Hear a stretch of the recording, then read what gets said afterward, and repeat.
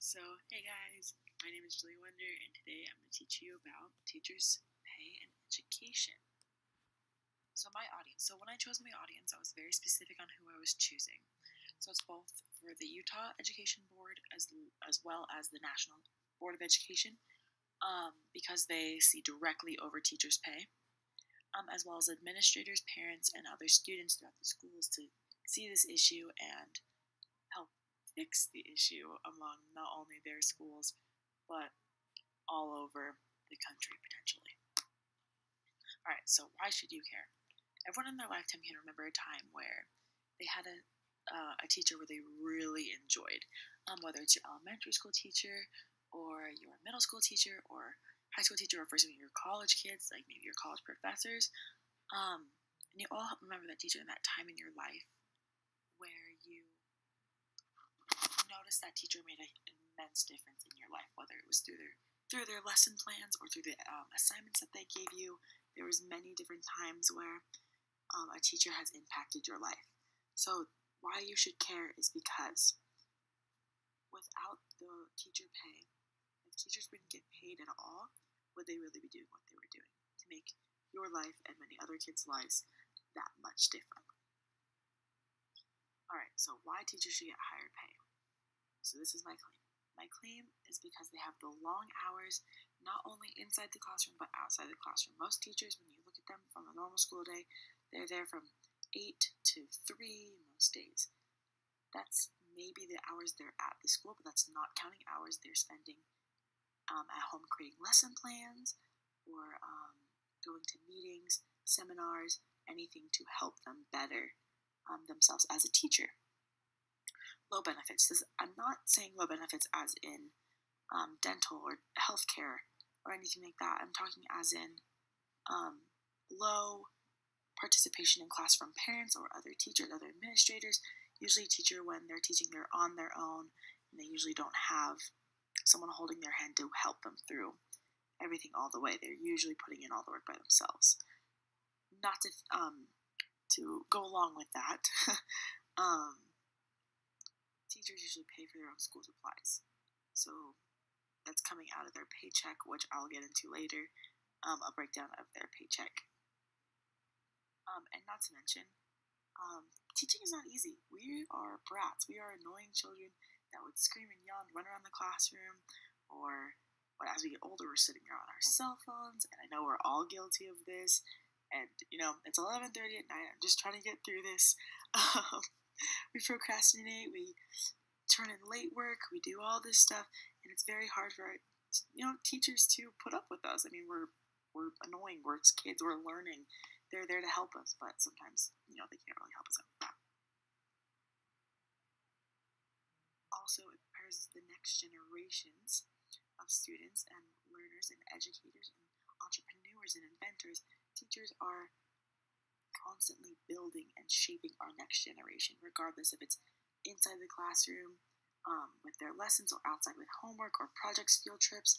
The smallest thing can inspire any young mind.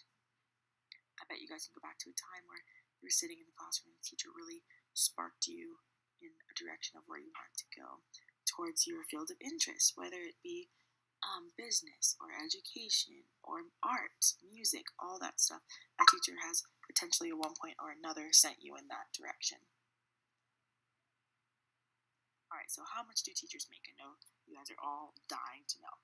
So right now the average is between $38,000 and $41,000 across the nation, which may seem like a lot, but it's actually not. So some of the starting wages for college graduates for lawyers and nurses are anywhere from $58,000 to $52,000, and that's starting pay. The teacher wage gap is different because the $38,000 is counting those teachers who have been in the workforce for quite some time. This is counting unions and non-unions. So let me break it down for you. So in West Virginia, we found some stats. So if the average teacher there in West Virginia makes about $45,000 a year, so their average monthly paycheck would be about $3,000, which after paying $552 in income tax they're left with about $3,265. So let's take away $281 for their student debt costs, $600 for housing, about $300 for groceries, about $400 for transportation, $90 for a phone bill, $101 for health insurance. Plus, like I mentioned earlier, they do pay for their own school supplies, which averages out about $45 a month, which leaves a teacher about $1,500 a month. But this is not including their Social Security payments, retirement contributions, additional healthcare expenses, household items, clothing, meals out, or credit card debt. And this is also counting for a man or a woman who is filing their taxes as single when their spouses or other dependents, such as their pets or their kids. I know I'm kind of weird and I count my pets as my children. And yeah, so I told you it's late tonight and I'm just trying to get this done. So for all of you that are just listening to me drone on about this, like, we're almost done. We'll get through it. Alright, so another thing is the teacher shortage. The teacher shortage is directly related with the teacher pay gap. So because of obviously a lot of jobs, like even if you were to go out to get a job today, if there's a job hiring at McDonald's for $14 an hour or Burger King for $8 an hour, most of you would choose the $14 an hour, unless there's some weird few of you that really like Burger King and want to go work for them. You would choose the $14 an hour because it's a higher pay, more money. This is what's leading students and other people out of the education field, which is causing a huge teacher shortage. This, here, right there on the side, you can see a couple of the main teacher shortages across the nation. But in my next few slides, I will show you close to home here in Utah how the teacher shortage is affecting us and what areas of teaching we need to be filled. So one of the major issues is with the teacher gap happening, we're noticing that some teachers who aren't qualified to teach these subjects are being thrown into the classroom. I know personally, I want to go into elementary ed, and I know that I personally don't have the patience for a special need or a child with severe disabilities. So for me to be thrown into that position would probably not be the best. I wouldn't know how to handle a situation as well as a trained special education teacher would. Same with mathematics, science, language arts, social studies, anything along those lines. You need to realize that if a teacher is not specifically made for that job, it's going to be a lot harder for her students or his students to learn and grow.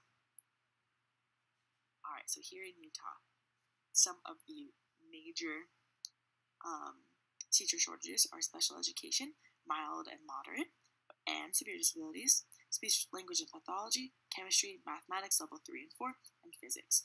So most of these are STEM programs, and you can see how we're slowly dwindling down in these teachers. And most of these fields are their core classes, like mathematics and sciences, as in the chemistry and physics. These are classes that students have to take regardless of where they go or what high school they go to, what middle school they go to, what background they've come from. These are solid core classes. And if a teacher doesn't know how to teach them properly, the students won't be able to retain the information and move on as better individuals. Okay, so some of you may be thinking, she's just droning on about this, and I really don't care because teachers don't deserve a higher pay. Some of these reasons, like all bachelor's degrees are not the same, master's degrees may not be worth much. Teachers usually don't work long hours. You may think that. They do have small contact hours. They have very small contact hours, and you're not able to reach them every time of the day. Object skills test erase the teacher pay gap. And non-cognitive skills don't make up the difference. It's in the benefits, and raising pay alone won't boost teacher quality. Raising the pay does not necessarily mean you're getting better quality of teaching.